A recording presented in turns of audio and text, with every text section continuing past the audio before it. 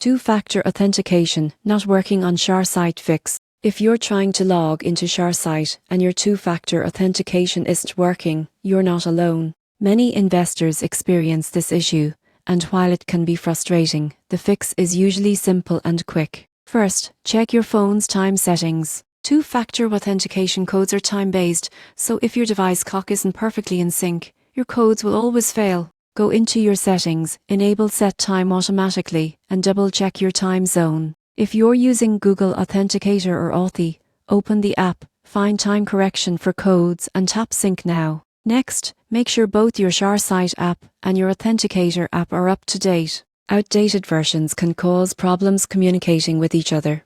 Open your App Store and update both to the latest versions. If you're using SIM's verification and not receiving codes, toggle airplane mode for a few seconds, restart your phone, or switch from Wi-Fi to mobile data. Network days can sometimes block or slow down text message delivery. If you've recently changed phones or reinstalled your Authenticator app, you'll need to reset your FA. On the Sharesight login page, click Can't Access FA and follow the verification steps. Once your identity is confirmed, you can re-enable two-factor authentication on your new device. And here's a helpful tip. Always keep your backup recovery codes in a secure, offline place. These codes can save you if your phone is lost, stolen, or reset. So, if your two-factor authentication isn't working on Sharesight, don't worry. Sync your time, update your apps, and reset if needed. With these steps, you'll be back to tracking your investment securely and effortlessly in no time.